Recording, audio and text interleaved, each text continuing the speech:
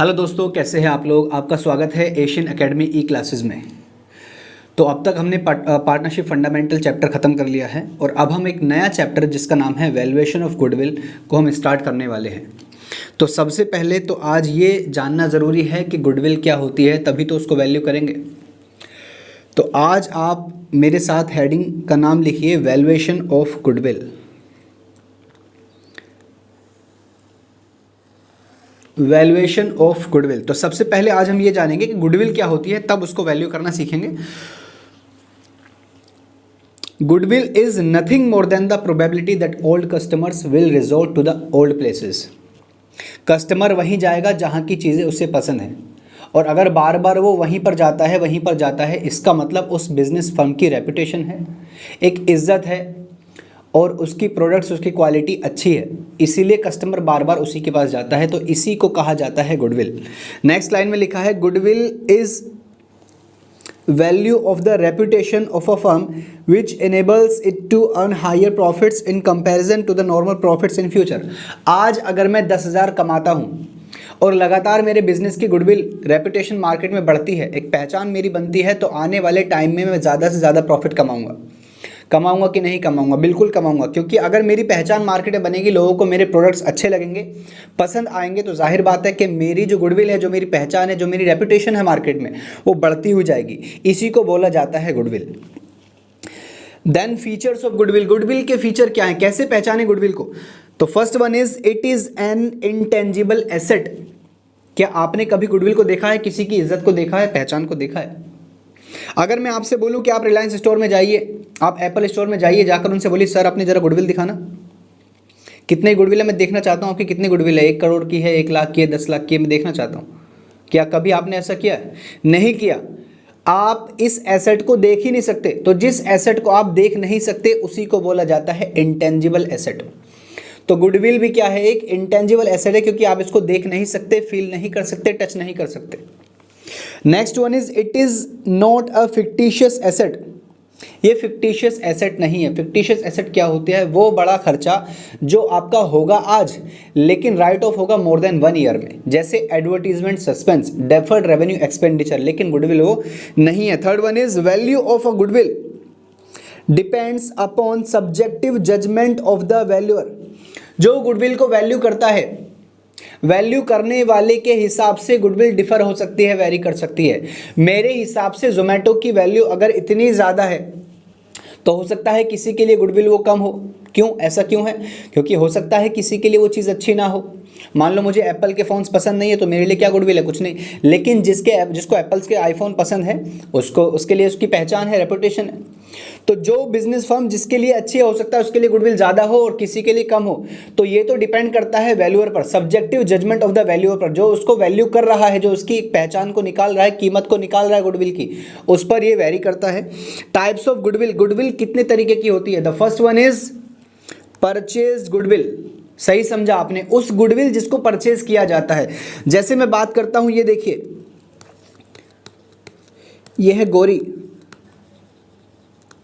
और गौरी अपने पिताजी से बोलती है पापा पापा आई नीड 1 करोड़ रुपीज, मैं 1 करोड़ रुपए चाहती हूं। पापा कहते हैं क्यों बेटा?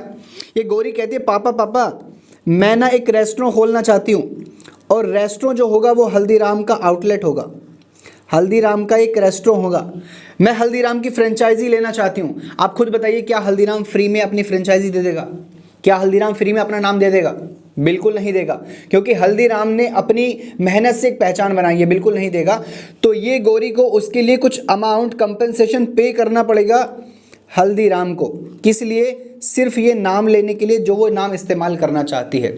तो मेरे दोस्तों, अगर आप पेमेंट करते हैं गुडविल को खरीदने के लिए, तो उसे ही कहा जाता है purchased goodwill. It arises on purchase of business. जब आप किसी बिजनेस को परचेज करते हैं तो साथ में गुडविल भी परचेज करते हैं। Second one is it is an asset for the company. ये बिजनेस कंपनी के लिए एसेट है, बिजनेस के लिए एसेट है। क्यों? क्योंकि पैसा गया है भाई, कैश गया है और बदले में कुछ चीज़ आई है, एसेट है। आपकी एक एसेट कम हुई है, दूसरी एसेट बढ़ी है। Third one is this goodwill is amortised within 10 years. कम से कम 10 सालों में, या जो भी उसकी लाइफ होती है गुडविल की, वो ख़त्म हो जाती है। जैसे आप किसी की फ्रेंचाइजी खरीदते हैं, तो ऐसा नहीं है कि आपका उस पर परमानेंट अधिकार हो गया है। आप ज़िंदगी भर उस नाम को इस्तेमाल कर सकते हैं, ऐसा कभी नहीं होता। ये एक टाइम के हिसाब से, एक पर्टिकुलर पीरियड ऑफ टाइम के लिए आपको गुडविल या फिर फ्रेंचाइजी उसकी मिलती है। Second one is self generated goodwill और नॉन परचेज गुडविल, वो गुडविल जो आपने परचेज ही नहीं की। ऐसी कौन सी गुडविल होती है? मान लीजिए गौरी ने पापा से 1 करोड़ लिए, इसका दिमाग चला, दिमाग ये चला, इसने सोचा कि यार 1 करोड़ में अगर हल्दीराम को दूंगी, इससे अच्छा कि मैं 1 करोड़ में अपने नाम से, गौरी रेस्टोरेंट के नाम से मैं अपना रेस्टोरेंट चलाऊंगी। आज नहीं कल नहीं परसों तो मेरे पास लोग आएंगे ही आएंगे और मेरी अपनी एक पहचान होगी, मेरी अपनी एक गुडविल होगी। तो मान लीजिए अगर 3 साल बाद, आफ्टर 3 इयर्स, अगर इस गौरी रेस्टोरेंट का नाम चल जाता है, तो क्या उसकी ये पहचान उसने खुद बनाई या पैसे देकर खरीदी? खुद बनाई है। तो अगर अपने एफर्ट से बनाई जाती है तो उसको बोला जाता है सेल्फ जनरेटेड गुडविल या फिर non purchase goodwill. First point में लिखा है this goodwill is not purchased, rather it is created by the efforts of the partners. जो पार्टनर की मेहनत से, जो एफर्ट से बनाई जाती है, उसको बोला जाता है non purchase goodwill. And second point में लिखा है this goodwill is not recorded as an asset in the books. आप इसको एसेट की तरह रिकॉर्ड नहीं कर सकते। ऐसा क्यों? क्योंकि इसके बदले में आपकी कोई एसेट नहीं जाती है, बैलेंस शीट पर कोई फर्क नहीं पड़ता है। अगर आप इस एसेट को अपनी मेहनत से बनाते हैं तो ना तो आपको कैश खत्म होता है, ना ही आपको बैलेंस शीट की किसी भी चीज़ पर आपको फर्क पड़ने वाला है। कैश नहीं जाता बदले में, ऊपर कैश जा रहा था तो आपने रिकॉर्ड कर ली। परचेज गुडविल को आप रिकॉर्ड करते हैं, लेकिन ये रिकॉर्ड नहीं की जाती है। और ऐसा कहाँ लिखा है? अकाउंटिंग स्टैंडर्ड 26 इंटेंजिबल एसेट में। Need for valuation of goodwill, goodwill की कब ज़रूरत पड़ती है दोस्तों? ये कम से कम 2 से 4 मार्क्स का एग्जाम में आ जाता है, तो ध्यान रखिए, इंपॉर्टेंट है। मैं यहाँ पर स्टार लगा देता हूँ। तो कहाँ कहाँ आपको गुडविल निकालने की जरूरत पड़ सकती है? There are 6 cases. The first one is change in PSR, अभी आगे आप पढ़ेंगे। एडमिशन ऑफ न्यू पार्टनर, ये भी आगे आप पढ़ेंगे। रिटायरमेंट और डेथ ऑफ पार्टनर, ये भी आगे आप पढ़ेंगे। द फर्म इज सोल्ड, जब फर्म बेची जाती है, BCom में पढ़ेंगे। व्हेन 2 फर्म्स अमलगमेट, जब 2 फर्म अमलगमेशन हो जाता है, एक हो जाती हैं, एक फर्म ये है एक फर्म ये है, दोनों मिलकर काम करना चाहती हैं, तो इसको बोला जाता है अमलगमेशन। तो जब अमलगमेशन हो जाता है तो तब भी गुडविल को निकालने की ज़रूरत पड़ जाती है, ये भी आप BCom में पढ़ेंगे। And 6th one is when firm is converted into company, जब एक पार्टनरशिप फर्म एक कंपनी में कन्वर्ट हो जाती है, उसको भी बोला जाता है, वहाँ पर भी आपको गुडविल निकालने की ज़रूरत पड़ेगी। तो ये तीनों तो आप पढ़ेंगे BCom में, और ये आप अभी पढ़ेंगे 12th में। अच्छा, आपको 6 के 6 केस याद रखने एग्जाम पॉइंट ऑफ व्यू से, क्योंकि एग्जामिनर आपको ऐसा बोल सकता है कि mention need for valuation of goodwill other than change in PSR, admission of new partner, retirement और डेथ ऑफ पार्टनर। बोलेगा अदर देन, एक्सेप्ट बोल सकता है, तो आपको बाकी के 3 लिखने पड़ सकते हैं 2 या 4 नंबर में। तो ध्यान रखिए, आपको 6 के 6 केसेस याद रखने हैं। उसके बाद factors affecting value of goodwill, goodwill की वैल्यू कैसे बढ़ जाती है, कैसे कम हो जाती है, कैसे बढ़ जाती है, कैसे कम हो जाती है, क्या फैक्टर्स हैं? तो फर्स्ट वन है एफिशिएंट मैनेजमेंट। अगर आपके बिजनेस का मैनेजमेंट अच्छा है तो आपकी गुडविल बढ़ेगी कि नहीं बढ़ेगी? मान लीजिए A बिजनेस है, B बिजनेस है। A बिजनेस के पास आप जाते हैं तो जाते ही आपको, आपके पास एक लड़की आती है और आकर बोलती है, sir may I help you, how may I help you, what do you want. तो जब ये आकर बोलती है, आप बोलते हैं बड़ा अच्छा बिजनेस है, बहुत अच्छा बिजनेस है, आते ही सर्व कर रहे हैं कुछ ना कुछ, हमारी परेशानी पूछ रहे हैं। और एक ये बिजनेस, जब आप इसके पास जाते हैं, B बिजनेस के पास, आप जाकर खड़े होते हैं, ये बोलते हैं हाँ भाई क्या बात है, क्या काम है आपको। इनका बात करने का तरीका अलग है, इनका तरीका अलग है। जिसका अच्छा है उसकी गुडविल बढ़ेगी, या फिर जिसका बेकार है उसकी गुडविल बढ़ेगी। जाहिर सी बात है, जिसका तरीका अच्छा है, कम्युनिकेशन स्किल अच्छी है, बात करने का तरीका अच्छा है, बिहेवियर अच्छा है, उनकी गुडविल बढ़ेगी। तो एक तरीका तो है एफिशिएंट मैनेजमेंट, एक फैक्टर तो है एफिशिएंट मैनेजमेंट, कि अगर बिजनेस का मैनेजमेंट अच्छा है तो गुडविल ऊपर जाएगी। Second one is favourable location. Favourable location, किसी गांव में जहां पर ढाबा ही नहीं है, अगर वहां पर आप डोमिनोज, पिज़्ज़ा हट, ये ऐसे रेस्टोरेंट खोलेंगे तो चलेंगे क्या? नहीं चलेंगे, बिल्कुल नहीं चलेंगे, क्योंकि वहाँ के लोगों को उसका टेस्ट नहीं पता। तो अगर आप अनफेवरेबल लोकेशन में अपना बिजनेस सेटअप करते हैं जहां पर वो आपको मालूम है कि नहीं चलेगा, तो ऐसी जगह पर आपकी गुडविल नहीं बढ़ सकती है। तो आपको बिजनेस के लिए चाहिए फेवरेबल लोकेशन ताकि आपकी गुडविल बनती चली जाए। Third one is longer establishment of business. आपने आज बिजनेस खोला और शाम को बैठकर आप सोच रहे हैं मेरी तो बहुत पहचान है मार्केट में, सब लोग मुझे जानते हैं, एक पहचान मेरी है, लोग मेरे पास ही आते हैं। अरे एक दिन में नहीं आ सकते भाई, आपको टाइम लगेगा, उसमें गुडविल बनाने में टाइम लगेगा। तो इसीलिए कहा गया है कि longer establishment of business. Business आपका जितना लंबा होगा उतनी अच्छी आपकी गुडविल होगी, उतनी ज़्यादा आपकी जान पहचान होगी। Advantage of patents, quality of product, product की क्वालिटी अच्छी होगी तो गुडविल बनेगी। मार्केट सिचुएशन, डिमांड किसी और चीज़ की है, आप सप्लाई कर रहे हैं कुछ और, नहीं चल सकता। Next part, other factors like after sale services, कुछ ऐसे फैक्टर्स हैं। तो ये एग्ज़ाम पॉइंट ऑफ व्यू से आप इसको, या फिर आपके स्कूल में वाइवा होता है वहाँ पर ये चीज़ें काम आएंगी तो आप इसको याद कर सकते हैं। अब हम डायरेक्टली बात करते हैं कि गुडविल को वैल्यू कैसे किया जाएगा, क्या क्या मेथड्स हैं। तो सबसे पहले मेथड पर हम चलते हैं जिसका नाम है सिंपल एवरेज प्रॉफिट्स मेथड। मेरे साथ आप लिखिए simple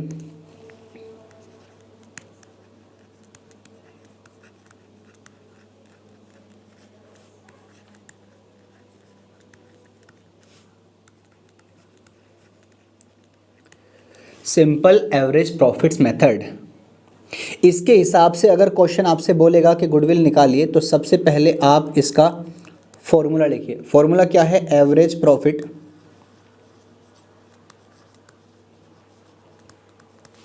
into number of years, number of years purchase. सबसे पहले मैं आपको बताता हूं कि number of years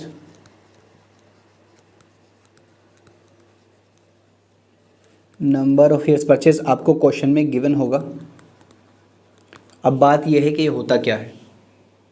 goodwill purchase करने के बाद कितने साल तक वो गुडविल चलेगी, उतना ही प्रॉफिट कमा के देगी जितना अभी कमा रही है, उसे ही बोला जाता है नंबर ऑफ ईयर्स परचेज। ये आपको क्वेश्चन में गिवन होगा। एवरेज प्रॉफिट क्वेश्चन में गिवन नहीं होगा, ये आपको निकालना पड़ेगा। तो मेरे साथ लिखिए कि एवरेज प्रॉफिट का फॉर्मूला क्या है। Average profits equals two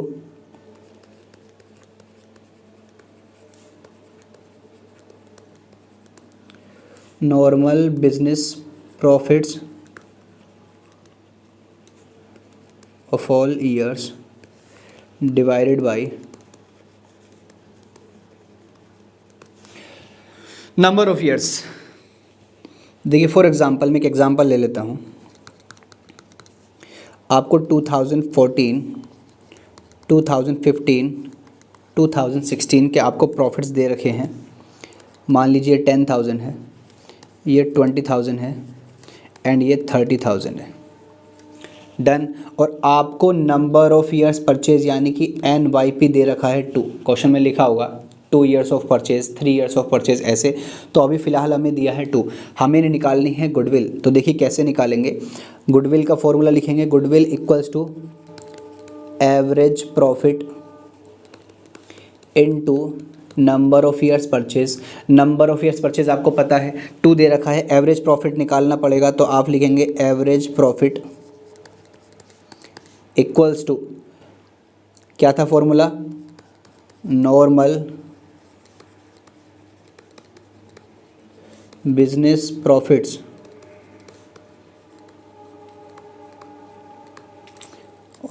of all years divided by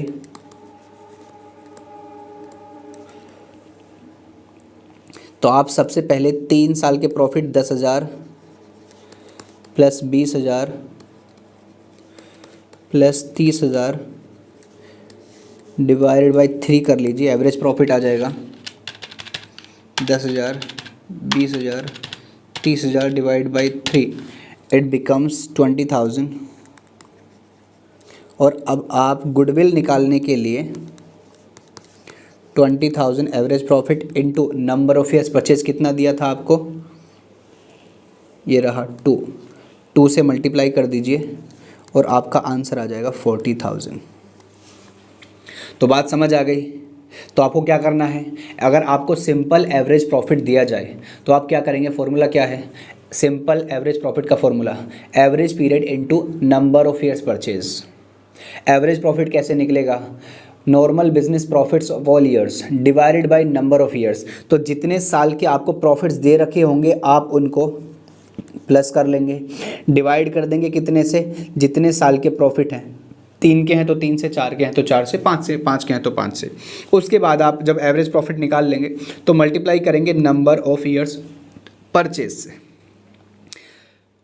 अब आप सोच रहे होंगे कि अगर किसी साल में प्रॉफिट की जगह लॉस हो जाए तो भी हम कैसे करेंगे, एक बार देख लीजिए। अगर आपका क्वेश्चन आए ऐसे कि 2014 में आपको लॉस हुआ है, 2015 में आपको 20,000 का प्रॉफिट हुआ है और 2016 में आपको 50,000 का प्रॉफिट हुआ है। तो अब जो आप एवरेज प्रॉफिट निकालेंगे वो कैसे निकालेंगे, देख लीजिए। आप जो आपके प्रॉफिट्स हैं, क्या क्या प्रॉफिट्स हैं आपके, 20,000 प्लस 50,000, उनको तो आप ऐड कर लेंगे और जो आपके लॉसेज हैं उनको आप माइनस कर देंगे। लॉसेज कितने हैं, 10,000, और डिवाइड कर देंगे जितने साल के प्रॉफिट और लॉसेज हैं वो 3 साल के हैं। तो 20 और 50 70, 70 minus 10 divided by 3, 70 minus 10 60,000 divided by 3 it becomes 20,000, और जितना आपका NYP है उतने से मल्टीप्लाई करेंगे आपका आंसर आ जाएगा। तो ये मैंने अभी आपको बताया सिंपल एवरेज प्रॉफिट क्या होता है।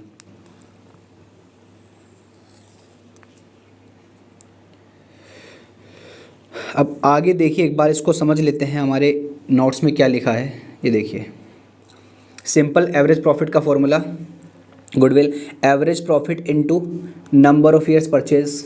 Done. Number of years purchase क्या होता है, number of years purchase means for how many years the firm will earn same profits because of past effort. पिछले सालों में कितनी मेहनत की है उसके हिसाब से कितने साल तक सेम प्रॉफिट आने वाले हैं, उसको बोलते हैं number of years purchase. Average profit क्या होता है, normal business profits of all years divided by number of years. Have you got it, okay. इसके करने के बाद आपकी गुडविल निकल के आ जाएगी। अच्छा, यहाँ पर एक वर्ड है नॉर्मल बिजनेस प्रॉफिट।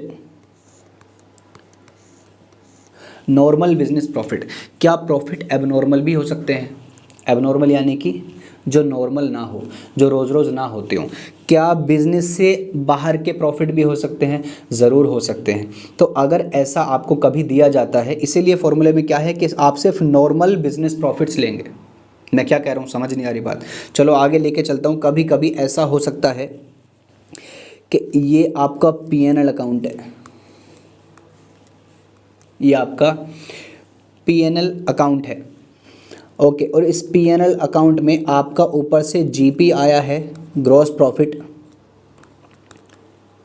10,000, ओके। और उसके बाद आपने ये आपका बिजनेस है और इस बिजनेस से, अपने बिजनेस से आपने कहीं पर कुछ अमाउंट, कुछ पैसा इन्वेस्ट कर रखा था, किसी को लोन दे रखा था, उस लोन से आपको मिला है इंटरेस्ट। क्या आपका बिजनेस लोन देने का बिजनेस है क्या? मैं कहता हूं कि आप ना चप्पलें बनाते हैं, चप्पलें, ये लीजिए आप चप्पलें बनाकर बेचते हैं, लेकिन आपका बिजनेस चप्पल बनाने का है या लोन देने का है? तो अगर चप्पल बजाने से आपको प्रॉफिट मिलता है तो वो आपका बिजनेस का प्रॉफिट है, लेकिन चप्पल बनाने के अलावा आपको कहीं से कुछ चीज़ें इनकम आती है, प्रॉफिट्स आते हैं, तो वो आपका नॉन बिजनेस है। जैसे मैं कह रहा हूं कि आपने ये 1 करोड़ रुपीज़ का लोन दिया था, 1 करोड़ ज़्यादा हो जाएगा, हम गरीब लोग हैं। आपने मान लीजिए 500 रुपये का लोन दिया था और अभी आपको इंटरेस्ट जो मिल रहा है 50 रुपये का मिल रहा है, और वही आपने इंटरेस्ट रिसीव्ड के नाम से इधर P&L अकाउंट में लिख रखा है 50, और बाद में आपका जो नेट प्रॉफिट आ रहा है वो आ रहा है 10,000, 10,050 रुपीज़, और आपका जो नेट प्रॉफिट आ रहा है वो आ रहा है 10,050। हमें तो कौन सा चाहिए था, बिजनेस वाला प्रॉफिट, नॉर्मल प्रॉफिट। क्या ये इंटरेस्ट रिसीव जो आपको हुआ है क्या ये बिजनेस का प्रॉफिट है? बताइए, आपका बिजनेस क्या था, चप्पल बेचने का, लेकिन आपको ये इंटरेस्ट कहाँ से मिला, लोन से मिला। तो क्या आपका ये बिजनेस का प्रॉफिट है क्या? नहीं। सही प्रॉफिट क्या है, 10,000। लेकिन आपको 10,000 नहीं दिया जाएगा, आपको दिया जाएगा 10,050 रुपीज़, आपको दिया जाएगा 10,050 रुपीज़, और बोला जाएगा इसमें इंटरेस्ट, ऐसे नहीं, ऐसे लिखा होगा इंक्लूडेड, या फिर इंक्लूडिंग 50 रुपीज़ इंटरेस्ट रिसीव्ड। आप खुद बताइए, आपको सही प्रॉफिट आपका ये है, सही प्रॉफिट आपका ये है 10,000। अगर आपको 10,050 रुपीज़ में से अगर आपको जाना पड़ेगा वापस 10,000 पर, तो आपको क्या करना पड़ेगा, ये 50 रुपये, ये वाले 50 रुपीज़ आपको माइनस करने पड़ेंगे कि नहीं करने पड़ेंगे? तो आपका सही प्रॉफिट आ जाएगा 10,000 रुपीज़, तभी आपकी गुडविल निकल पाएगी। तो कभी कभी आपको प्रॉफिट्स गलत दे रखे हो सकते हैं। तो ऐसे तो सर बहुत सारी चीज़ें हो सकती हैं, बहुत सारी चीज़ें हो सकती हैं। कुछ चीज़ें आपको प्लस करनी पड़ेंगी, कुछ चीज़ें आपको माइनस करनी पड़ेंगी सही प्रॉफिट पर जाने के लिए, क्योंकि आपको नॉर्मल बिजनेस प्रॉफिट नहीं दिया जाएगा, आपको abnormal non business profit include करके दिया जाएगा, और आपको कुछ चीज़ें प्लस करनी पड़ेंगी, कुछ चीज़ें माइनस करनी पड़ेंगी। आप घबराइए मत, मैंने आपके लिए एक नोट्स तैयार कर रखा है, आप बस उसको चेप लीजिए अपने रजिस्टर में, ये लीजिए। How to calculate normal business profit, business का नॉर्मल प्रॉफिट कैसे कैलकुलेट किया जाएगा। आपको दिया होगा profit for the year given, बीमार प्रॉफिट आपको दिया जाएगा। कौन सा प्रॉफिट, बीमार प्रॉफिट, और आपको बीमारी दूर करनी पड़ेगी, यानी कुछ चीज़ें आपको प्लस और कुछ चीज़ें माइनस करनी पड़ेगी। मेरे पास अभी इतना टाइम नहीं है कि मैं आपको डिटेल में सारी चीज़ें समझा सकूं, बस आप ये लिख कर ले लीजिए कि क्या क्या चीज़ें आपको प्लस करनी पड़ेंगी और क्या क्या चीज़ें आपको माइनस करनी पड़ेंगी। सबसे पहले आपको प्लस करने पड़ेंगे एबनॉर्मल लॉसेस।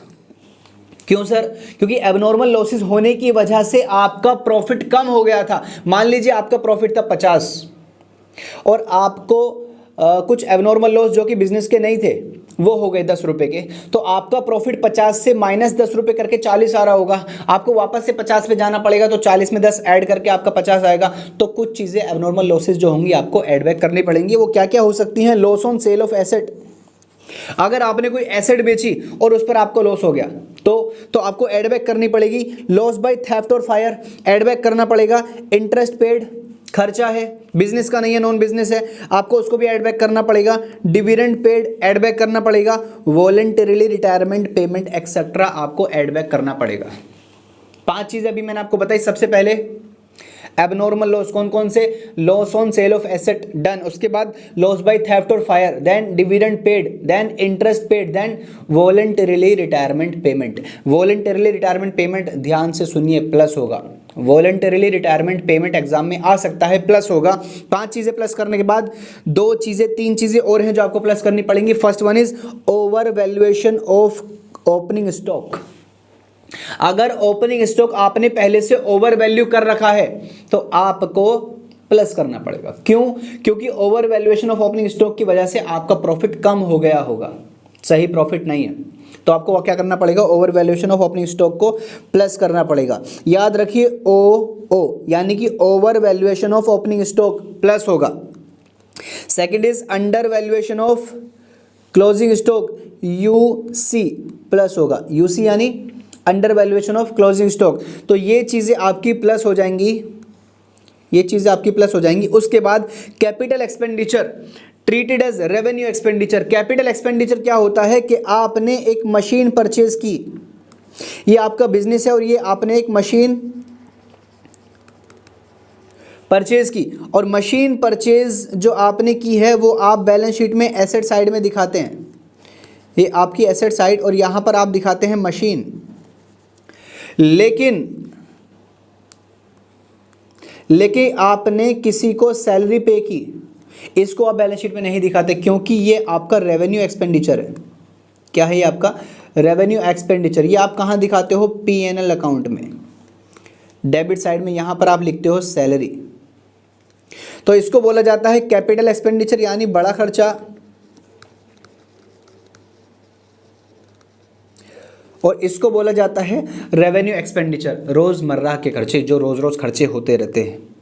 तो कभी कभी आपको मान लीजिए आपने मशीन खरीदी और ये मशीन आपको दिखानी थी बैलेंस शीट में, बट आपने गलती से दिखा दी P&L के डेबिट साइड में, यानी कि आपने प्रॉफिट को कम कर दिया।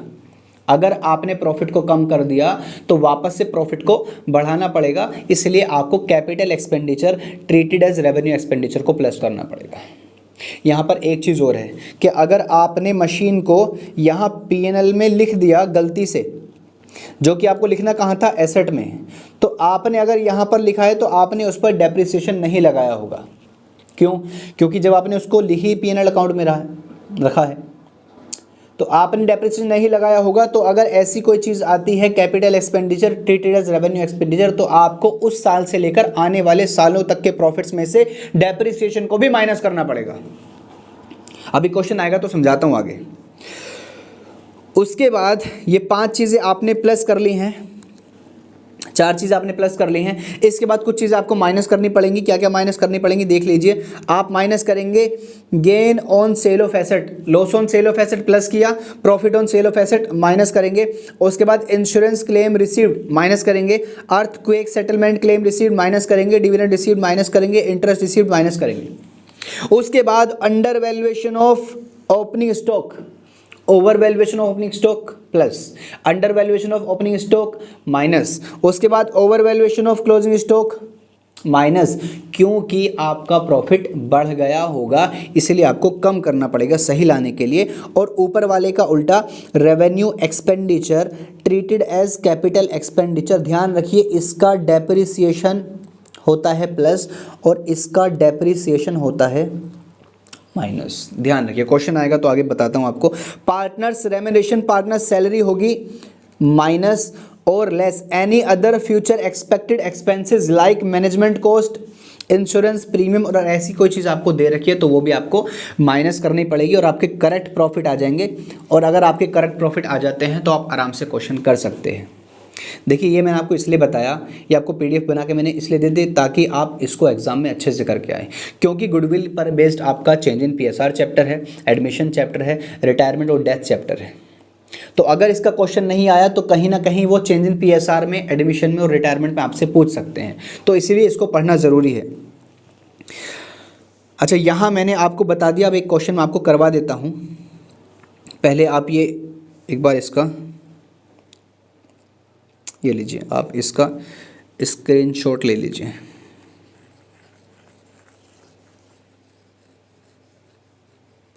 बस ध्यान रखिए कि इसका डेप्रिसिएशन तो आप माइनस करेंगे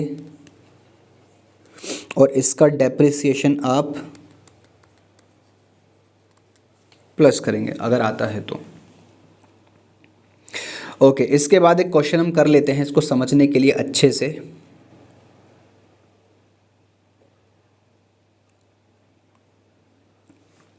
तो क्वेश्चन है हमारा, calculate goodwill on the basis of 3 years purchase of average profits of last 6 years। तो सबसे पहले अंडरलाइन कर लीजिए कि आपको 3 साल के एवरेज प्रॉफिट यानी कि आपका जो NYP है वो कितना है, 3 है। उसके बाद आपको प्रॉफिट दे रखे हैं, फर्स्ट प्रॉफिट दे रखा है, लॉस दे रखा है, लॉस दे रखा है, प्रॉफिट दे रखा है, प्रॉफिट दे रखा है, प्रॉफिट दे रखा है। तो आप प्रॉफिट को प्लस करेंगे और लॉसेस को माइनस करेंगे, आपका आंसर आ जाएगा। तो मैं एक बार goodwill average profit into NYP, average profit add करो तो प्रॉफिट कितना है, 60,000 प्लस 1 लाख प्लस 170 प्लस 2,20,000, उसमें से आप माइनस करेंगे 40,000, माइनस करेंगे 30,000 और होल डिवाइड बाई 6। तो एक बार मैं कैलकुलेट कर लेता हूँ, 60,000 plus 1 lakh plus 170 plus 2,20,000 minus 70,000 divided by 6, it becomes 80,000 और आपका NYP है 3, तो ये आपका आ जाएगा 2,40,000। ये लीजिए आपका आंसर। आगे चलते हैं, एक और मेथड है जिसका नाम है वेटेड एवरेज प्रॉफिट मेथड। ये बिल्कुल सिंपल एवरेज प्रॉफिट मेथड की तरह है, लेकिन यहाँ पर आपको एक काम करना है। मैं एक एग्जांपल ले लेता हूँ, पहले ये समझ लेते हैं कि वेटेड एवरेज प्रॉफिट क्या होता है। तो मेरे सामने लिखे वेटेड एवरेज प्रॉफिट मेथड। इसका गुडविल निकालने का फॉर्मूला है weighted average profit into NYP। NYP means number of years purchase. अच्छा, वेटेज एवरेज प्रॉफिट कैसे निकलेगा? मेरे साथ लिखिए total of products of profits divided by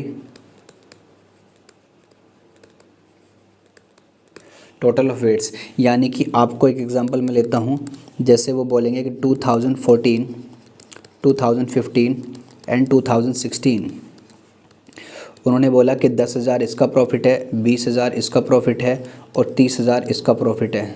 तो आप क्या काम करेंगे, जैसे जैसे आपको साल दे रखेंगे, सबसे पिछले वाला साल सबसे पहले लिखेंगे 2014, 2015, 2016। फिर जैसे आपको प्रॉफिट दे रखे हैं वो प्रॉफिट लिख दीजिए उनके आगे 10,000, 20,000 एंड 30,000। अब क्वेश्चन ने आपको बोला कि आप रैंक दीजिए, क्वेश्चन में लिखा होगा रैंक देना, यानी इसको 1 रैंक देंगे, इसको 2 रैंक देंगे, इसको 3 रैंक देंगे। इसको मल्टीप्लाई कर लेंगे तो 10,000 इंटू 1 10,000, इसका आ जाएगा 40,000, इसका आ जाएगा 90,000। अब आप इसको टोटल कीजिए, ये आपका आता है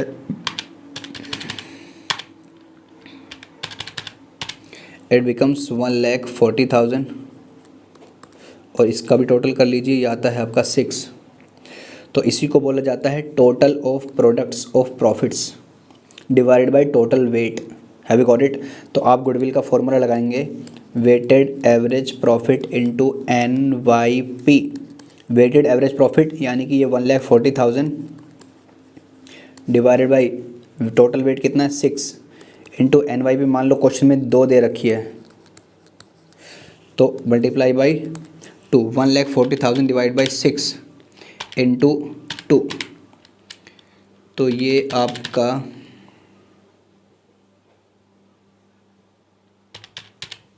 इट बिकम्स 4,6,6,6,7, ये कुछ अमाउंट ऐसा आ रहा है। तो मान लीजिए आपकी क्या है गुडविल है। कुल मिला के बात यह है कि आपको क्या करना है, आपको साल लेने हैं, ईयर्स ले रहे हैं, उसके हिसाब से आपको रैंक देनी है। सबसे पिछले वाले साल को नंबर 1 रैंक, उसके बाद 2, 3, 4 जैसे क्वेश्चन में दिया जाएगा वैसे आप कर लेने। तो एक बार इसका भी मैं आपको दिखाता हूँ। ये देखिए फॉर्मूला क्या है, वेटेड एवरेज प्रॉफिट मेथड का फॉर्मूला है total of products of profits divided by total weights.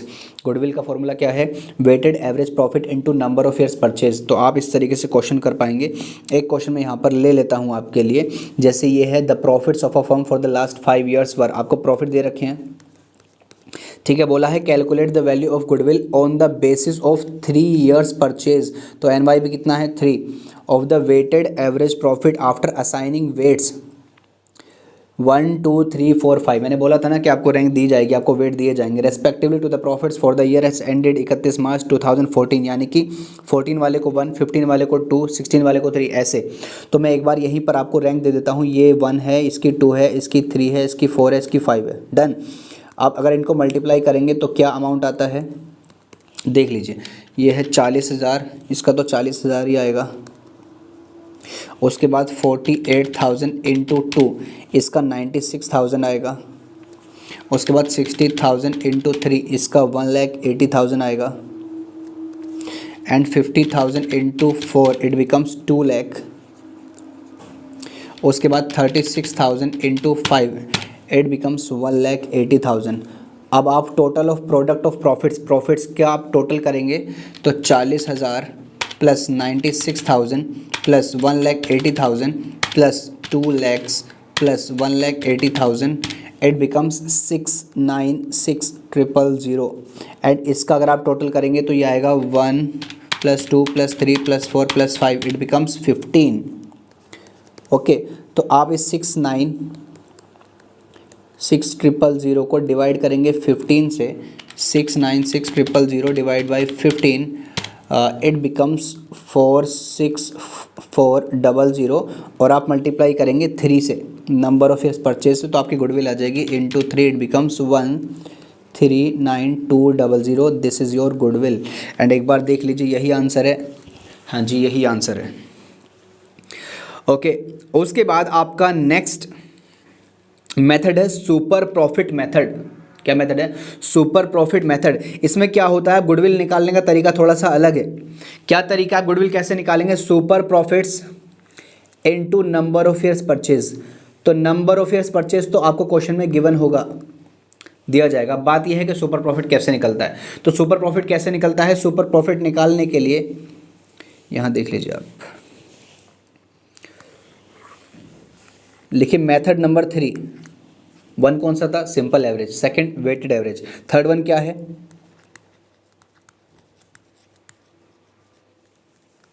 Super profit method. Goodwill कैसे निकलती है? Super profit into NYP। सबसे उसके बाद सुपर प्रॉफिट कैसे निकलता है? सुपर प्रॉफिट निकलता है average profit.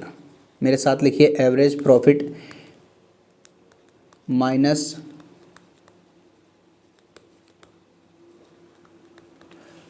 Normal profit. Average profit आपको पता है कि कैसे निकलता है, ऑलरेडी डिस्कस्ड। बट ये नॉर्मल प्रॉफिट कैसे निकलता है? मेरे साथ लिखिए, normal profit equals to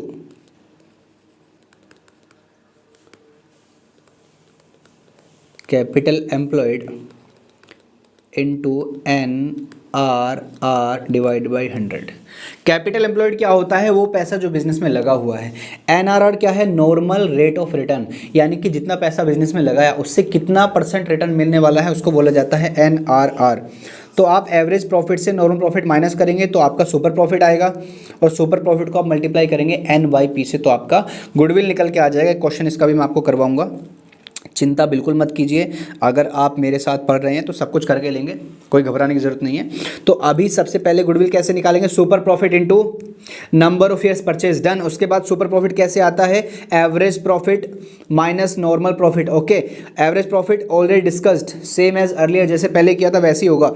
normal profit कैसे निकलेंगे? कैपिटल एम्प्लॉयड, यानी वो पैसा जो बिजनेस में लगाया, इनटू NRR, क्वेश्चन में दिया होगा, डिवाइड बाई 100। NRR क्या होता है? नॉर्मल रेट ऑफ रिटर्न, यानी कि अगर मैंने 1 लाख लगाया तो मैं कितना एक्सपेक्टेशन करता हूं कि 10% मिलेगा या 15% मिलेगा।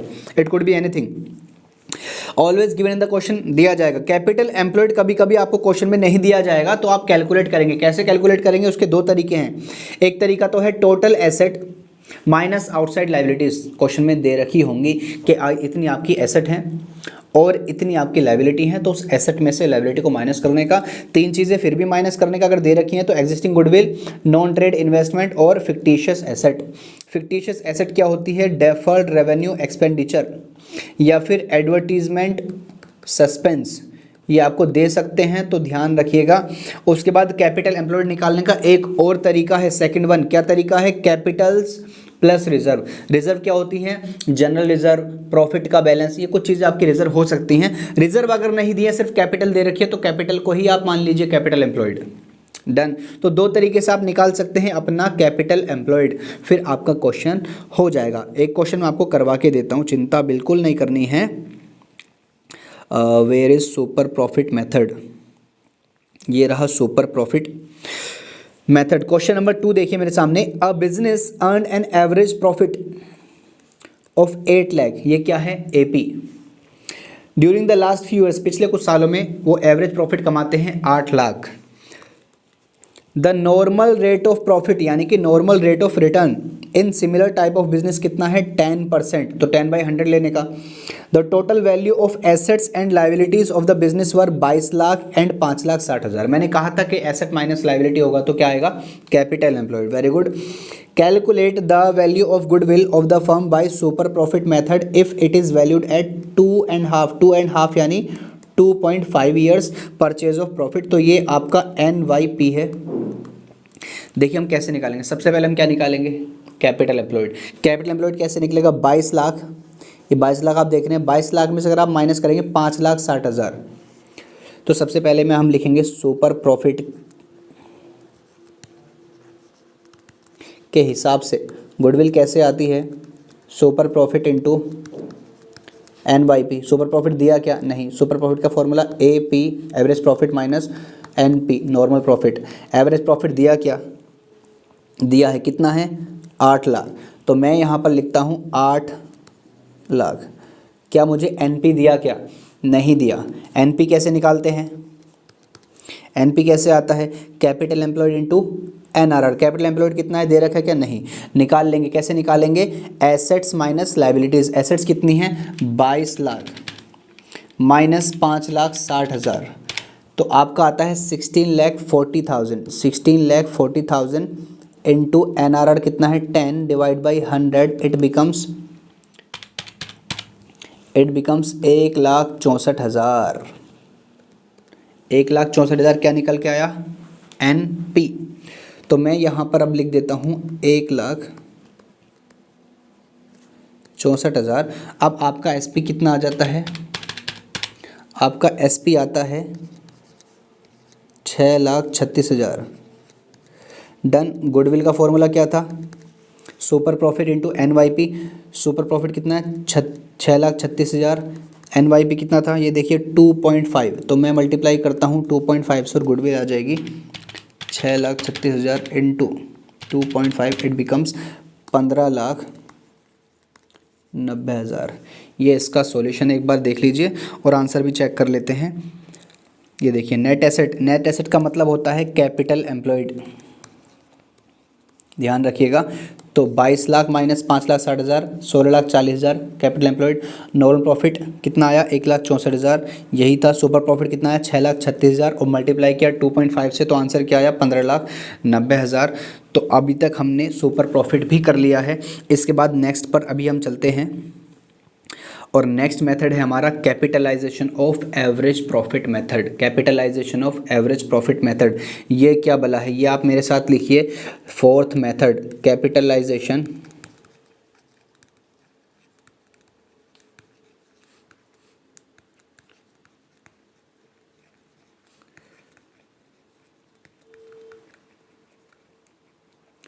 इसका फॉर्मूला क्या है गुडविल का, ये लिखिए एवरेज प्रॉफिट इनटू, इस बार हर बार हम NRR से मल्टीप्लाई करते थे, लेकिन इस बार उल्टा कर देंगे 100 डिवाइड बाई NRR माइनस करेंगे नेट एसेट। नेट एसेट यानी समझाया था मैं, नेट एसेट क्या होता है, नेट एसेट बोलते हैं कैपिटल एम्प्लॉयड को। कैपिटल एम्प्लॉयड निकालनी आती है, कैसे निकालते हैं, दो तरीके थे, एक तो total asset minus outside liabilities, फिर तीन चीज़ें minus existing goodwill, non trade investment और फिक्टिशियस एसेट। वैसे ही दूसरा फॉर्मूला क्या था, कैपिटल्स प्लस रिजर्व्स, तीन चीज़ें माइनस कौन सी, existing goodwill, non trade investment और फिक्टिशियस एसेट। Very good. तो एवरेज प्रॉफिट, मान लीजिए आपको एवरेज प्रॉफिट दिया जाएगा, फॉर एग्जाम्पल एवरेज प्रॉफिट आपको दिया जा रहा है क्वेश्चन में 4 लाख। डन। और आपको NRR आपको दे रखा है 10%। डन। और आपको कैपिटल एम्प्लॉयड लिख करके लिखा है 25 लाख। ओके, ऐसे क्वेश्चन को आप कैसे करेंगे, गुडविल कैसे निकालनी है आपको, सबसे पहले आप लिखेंगे एवरेज प्रॉफिट कितना है 4 लाख, मल्टीप्लाई करना है आपको 100 से, डिवाइड बाई NRR कितना है 10, और उसमें से नेट एसेट माइनस करनी होती है। नेट एसेट क्या होती है, कैपिटल एम्प्लॉयड। 25 लाख को आप माइनस करेंगे, तो ये देखिए 4 lakh into 100 divide by 10, it becomes 40 lakh, minus करेंगे ये 25 लाख, तो कितना आ जाएगा आपका, आ जाएगा 15 लाख, और यही आपकी गुडविल है। क्वेश्चन में आपको ऐसा दे रखा हो सकता है कि एवरेज प्रॉफिट ना दे सीधा सीधा, तो आप निकाल लेंगे, उसमें कोई बड़ी बात नहीं है। कैपिटल एम्प्लॉयड भी हो सकता है आपको ना दिया जाए, घुमा फिरा के दिया जाए, तो वो भी आप निकाल लेंगे, इसमें भी कोई बड़ी बात नहीं है। इसके बाद नेक्स्ट मेरे साथ आप लिखिए मेथड नंबर 5, जिसका नाम है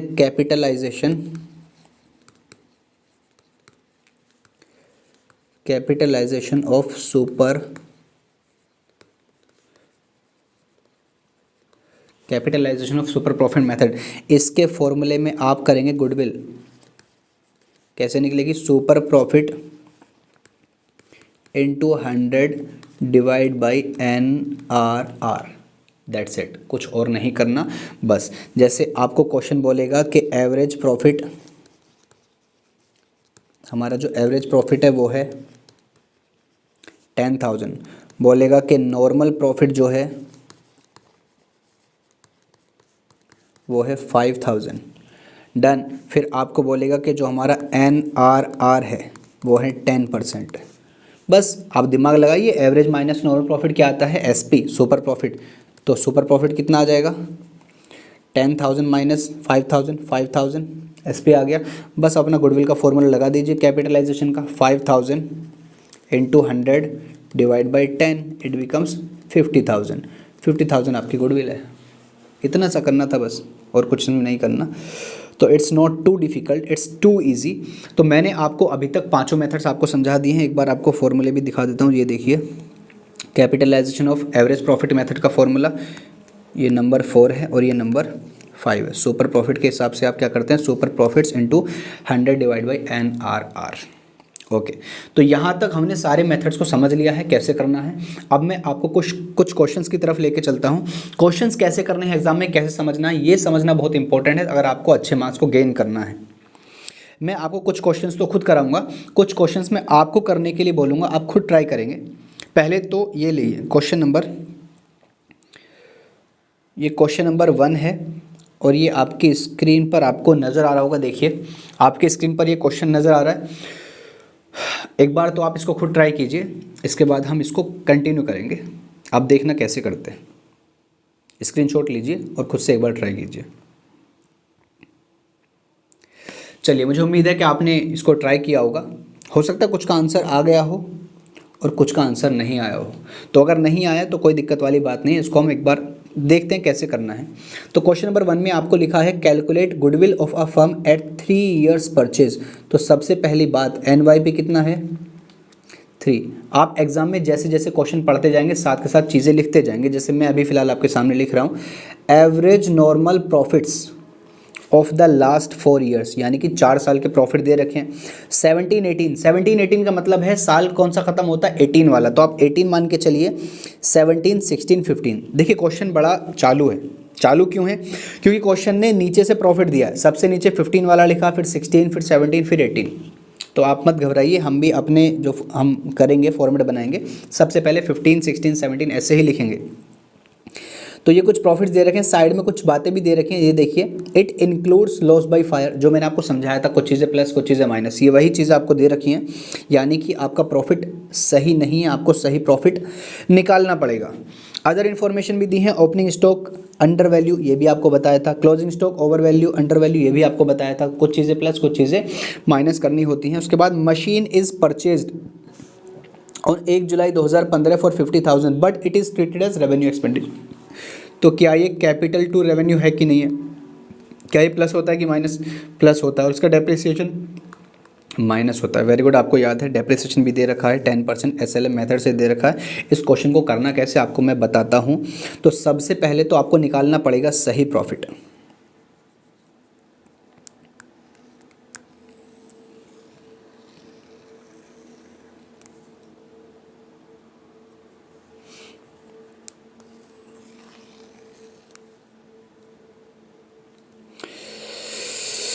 तो सबसे पहले आपको निकालना पड़ेगा सही प्रॉफिट 15 16 17 18। तो मैं आपके सामने सही प्रॉफिट निकालने के लिए ये लीजिए,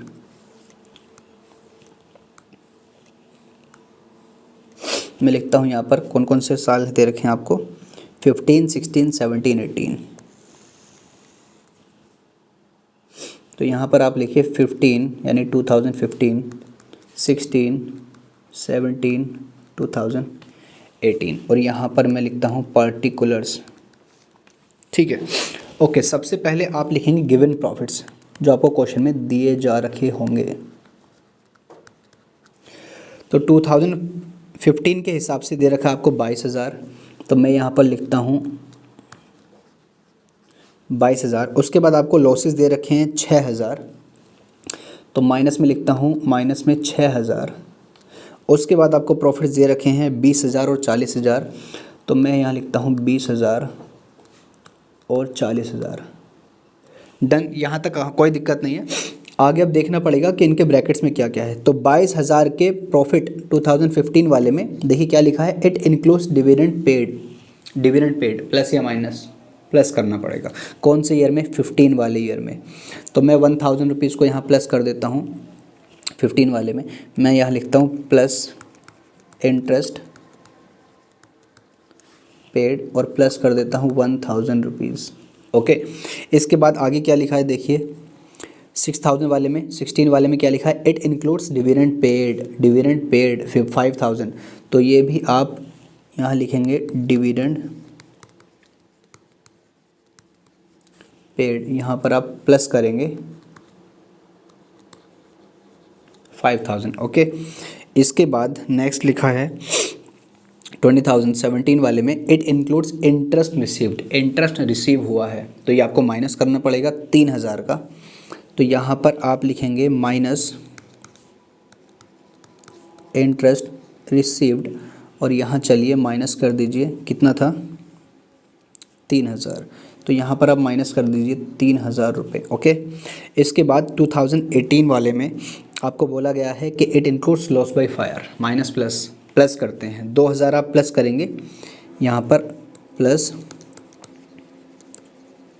लॉस बाय फायर और सबसे आगे चलिए यहाँ पर आप उन 4,000 को प्लस कर देंगे। ओके, 4,000 नहीं है 2,000 है, आई एम सॉरी। तो यहाँ पर आप ये 2,000 को प्लस कर लेंगे। इसके बाद आपको कुछ अदर इन्फॉर्मेशन दी गई है, जैसे ओपनिंग स्टॉक है 2015-16 का। तो 16 वाले में, 16 वाला जो एंडिंग है उसमें आपका जो ओपनिंग स्टॉक है वो अंडर वैल्यूड है।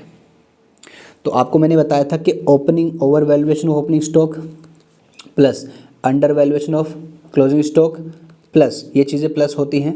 और इसका उल्टा under valuation of opening stock minus और over valuation of closing stock minus. हमें यहाँ पर क्या दिया है, under valuation of opening stock. तो under valuation of opening stock क्या होता है, प्लस या माइनस? माइनस होता है। तो 16 वाले में आप जाइए तो आप लिखिए यहाँ पर minus under valuation of opening stock. तो 16 वाले में आप जाइए और वहाँ पर लिखिए कितना है, 3,000 है। तो 16 वाले में यहाँ पर लिख दीजिए माइनस 3,000। अच्छा, एक बात, जब भी आपका ओपनिंग स्टॉक या closing stock under value over value आ जाए तो आपको एक चीज़ और समझनी है। जैसे ये 2016 है और क्वेश्चन ने कहा कि 2016 का जो ओपनिंग स्टॉक है, यानी कि ये देखिए, ये यहाँ पर जो ओपनिंग स्टॉक है ये आपको क्या दे रखा है, अंडर वैल्यू। क्या दे रखा है, अंडर वैल्यू। तो ये क्या आसमान से टपका है क्या? नहीं। अगर ये ओपनिंग स्टॉक आपका अंडर वैल्यू है तो ज़रूर पिछले साल का क्लोजिंग स्टॉक भी अंडर वैल्यू होगा। ये आपको खुद समझना पड़ेगा, एग्जाम में नहीं लिखा होगा वरना आप क्वेश्चन गलत करेंगे। तो ध्यान रखिए, अगर आपका ओपनिंग स्टॉक अंडर वैल्यू है इसका मतलब पिछले साल का क्लोजिंग स्टॉक भी आपका अंडर वैल्यू होगा। तो पिछले साल के क्लोजिंग स्टॉक अगर आपका अंडर वैल्यू है तो आप क्या करेंगे, प्लस या minus under valuation of closing stock. ये रहा under valuation of closing stock, आप प्लस करते हैं तो आप यहाँ पर प्लस करेंगे पिछले साल वाले में। आप यहाँ पर क्या लिखेंगे, अंडर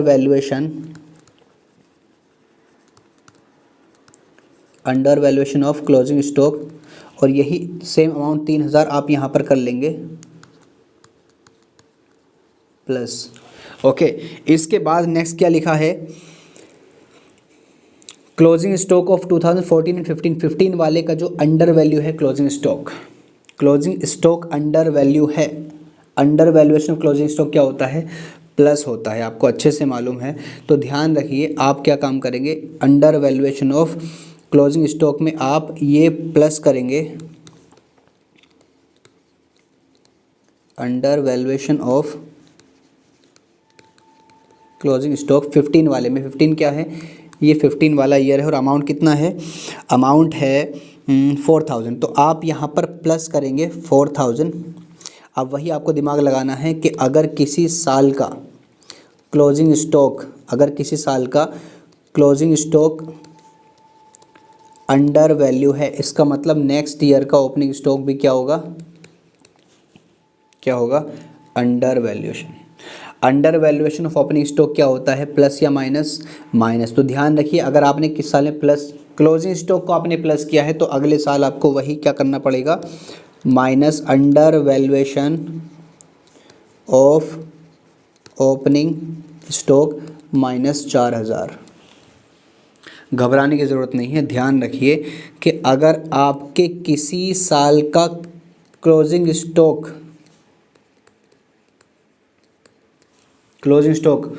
ऊपर या नीचे है, यानी ओवर वैल्यू या अंडर वैल्यू है, तो आपको उसका रिवर्स, उसका उल्टा आपको नेक्स्ट ईयर के प्रॉफिट में करना है। ध्यान रखिए, बस इतना बता रहा हूँ। लेकिन अगर किसी साल के ओपनिंग स्टॉक ऊपर या नीचे है, यानी ओवर वैल्यू अंडर वैल्यू है, तो उसका उल्टा अगर आपने यहाँ प्लस किया तो पिछले साल वाले में प्रीवियस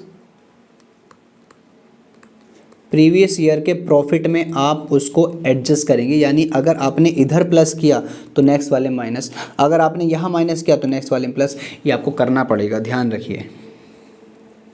तो इतना हमने कर लिया, यहाँ तक कोई दिक्कत नहीं है। फिर आगे चलते हैं, लास्ट में फिर क्या लिखा है कि a machine is purchased on 1 July 2015 50,000। ये क्या होता है, प्लस माइनस। ये capital expenditure treated as revenue expenditure है तो इसको करते हैं प्लस और इसके डेप्रिसिएशन को करते हैं माइनस। ये कौन से साल की बात है, 2015 1 जुलाई। लेकिन ईयर एंड कब आया होगा, 2016 में। ध्यान रखिए, कभी आप 15 में इसको ऐड कर लें। 1 जुलाई में चल रहा है, आपने खरीदी है, लेकिन ईयर एंड कब आएगा, 15-16 में। तो 31 मार्च 16 वाले में आप जाएंगे, यहाँ पर इसमें आप जाएंगे, यहाँ पर आप इस 50,000 को ऐड करेंगे और लिखेंगे capital expenditure treated as revenue expenditure, और आप प्लस करेंगे कितना, 50,000। और इसी साल से आप प्रॉफिट इसका जो डेप्रिसिएशन हर बार माइनस करते हुए जाएंगे। तो यहाँ पर आप करेंगे माइनस डेप्रिसिएशन। 50,000 का 10% बोला गया है ना, तो 50,000 का 10% होता है कितना, 50,000 का 10% डेप्रिसिएशन होता है कितना, 5,000। तो हर साल तो आप 5,000 माइनस करेंगे, लेकिन इस साल 5,000 नहीं कर सकते माइनस। क्यों, क्योंकि सिर्फ 1 जुलाई में ख़रीदा है तो 9 महीने के लिए लगेगा। 5,000 × 9/12 इट बिकम्स 3750। तो यहाँ से आप माइनस करेंगे 3750। चलिए जी, हमारा सारी चीज़ें हो चुकी हैं। अब एक बार इसको देख लेते हैं कि कितना प्रॉफिट आया है। एक बार देख लेते हैं कितना प्रॉफिट हमारा निकल कर आया है। ये लीजिए, सबसे पहले है 22,000 प्लस 1,000 प्लस 3,000 प्लस 4,000, ये आता है आपका 30,000। इसके बाद minus 6,000 plus 5,000 minus 3,000 minus 4,000 plus 50,000 minus 3750, it becomes 38,250।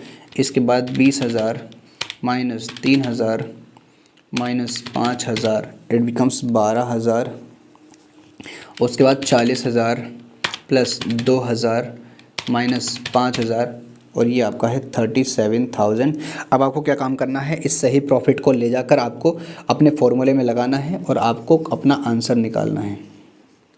मेरा फॉर्मूला क्या था, goodwill average profit into NYP। NYP छोड़िए, एवरेज प्रॉफिट निकालते हैं। 30,000 plus 38,250 plus 12,000 plus 37,000 divide by 4। 30,000 plus 38,250 plus 12,000 plus 37,000 divided by 4। 2,9,312.5। और आपका जो नंबर ऑफ ईयर्स परचेज था वो कितना था, वो आपका 3 था, इंटू 3 इट बिकम्स 8793.7.5, 8793.7.5। एक बार आंसर चेक कर लेते हैं और आपका आंसर यही है 87,937, ये 0.5 है। एक बार इसको देख लेना, ये आपके सामने क्वेश्चन है और इसका ये आपका कंप्लीट सॉल्यूशन है। ये लीजिए, इसका स्क्रीनशॉट ले लीजिए, आप एक बार खुद से ट्राई करना। इसके बाद एक बार नीचे जाइए, आप ये भी लिख लीजिए कि अगर किसी साल का क्लोजिंग स्टॉक ऊपर नीचे है, यानी अंडर वैल्यू या ओवर वैल्यू है, तो उसके नेक्स्ट ईयर में आप उसको रिवर्स करेंगे, प्लस या माइनस करेंगे। और अगर ओपनिंग स्टॉक है तो पिछले साल वाले में जाएंगे आप। ओके, एंड इसके बाद कुछ क्वेश्चंस मैं आपको बता रहा हूँ, करना कैसे है वो आप खुद करेंगे। ये लीजिए, क्वेश्चन नंबर 3 आपको समझा देता हूँ एक बार। Capital of the firm of Sharma and Verma 2 lakh and the market rate of return is 15%, annual salary to partner is 12,000 each, the profits for the 3 years were ₹60,000, 72,000 and 84,000, goodwill is to be valued at 2 years purchase. ये आपको NYP दे रखा है, NYP purchase of last 3 years average super profit. Average super profit में formula क्या लगाते हैं super profit का? Average profit minus normal profit. Average profit दिया क्या? नहीं दिया, क्योंकि 60,000, 72,000 और 84,000 दे रखा है।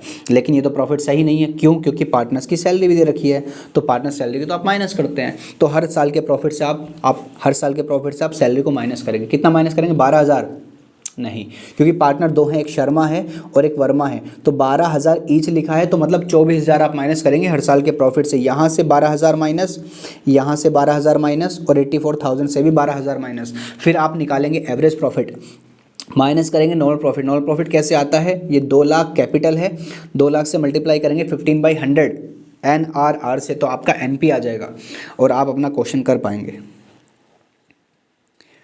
ये क्वेश्चन नंबर 4 आप खुद ट्राई कीजिए, स्क्रीनशॉट ले सकते हैं आप। उसके बाद क्वेश्चन नंबर 5 भी आप खुद ट्राई करेंगे, इसमें भी कुछ ऐसा खास नहीं है, इजी क्वेश्चन है। इसके बाद ये लीजिए क्वेश्चन नंबर 6, ये एग्ज़ाम के पॉइंट ऑफ व्यू से मैंने आपके लिए क्वेश्चंस निकाले हैं। अभी पॉसिबल नहीं है कि सारे क्वेश्चन आपको मैं समझा पाऊँ या सोल्व करा पाऊँ, एक बार खुद ले लीजिए स्क्रीनशॉट। ओके, उसके बाद ये क्वेश्चन नंबर आपका 7 है, that is also not difficult, it's so easy. यहाँ पर एक चीज़ आपको समझनी है कि average profit earn by a firm is 750, okay, which includes over valuation of closing stock. यहाँ पर तो साल का प्रॉफिट ही नहीं दिया, किस साल से माइनस करेंगे? और ये over valuation of closing stock है कि ओपनिंग स्टॉक, पता ही नहीं चल रहा। तो अगर ऐसा क्वेश्चन आता है तो आप इस क्लोजिंग स्टॉक को, इस स्टॉक को आप बोलेंगे क्लोजिंग स्टॉक, और over valuation of closing stock plus होता है कि माइनस होता है? बताइए। OOUC प्लस और UOOC माइनस, तो ये over valuation of closing stock है, यानी कि ये माइनस होगा। ओके, तो ये 30,000 आप माइनस करेंगे 7,50,000 से, तो अमाउंट कितना आ जाएगा? 7,20,000। ठीक है, एवरेज प्रॉफिट ये हमारा AP है 7,20,000, और कैपिटल इन्वेस्टेड 42 लाख, इसका 15% आप निकालेंगे, 42 लाख का 15%, इट बिकम्स 6,30,000। तो 7,20,000 अगर आप माइनस करेंगे 6,30,000, तो आपका कितना अमाउंट आ जाएगा? 7,20,000, यानी कि AP माइनस NP, तो ये क्या आ जाएगा आपका? SP कितना आ जाएगा? 7,20,000 माइनस 6,30,000, तो आपका अमाउंट आ जाएगा 90,000।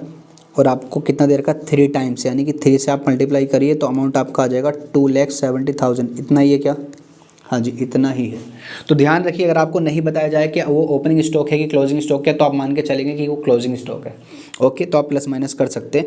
इसके बाद क्वेश्चन नंबर 8 ये मैं आपके लिए देता हूँ, इम्पोर्टेंट क्वेश्चन है, आपके बोर्ड में आ सकता है, इस तरह क्वेश्चन ही आते हैं। तो एक बार ये भी आप खुद से ट्राई कीजिए, ज़्यादा खास इसमें कुछ है नहीं। इसके बाद ये नेक्स्ट क्वेश्चन लीजिए। ओके, इसके बाद नेक्स्ट क्वेश्चन एक और लीजिए, ये दोनों क्वेश्चन आप लीजिए, लास्ट क्वेश्चंस हैं, और आप ये एक बार खुद से ट्राई कीजिए। अगर आप कर पाते हैं तो अच्छी बात है, नहीं कर पाते हैं तो ये लीजिए मेरा व्हाट्सएप नंबर 8700972622। मेरा नाम है शकील अहमद, और मेरा एक और नाम है समीर खान।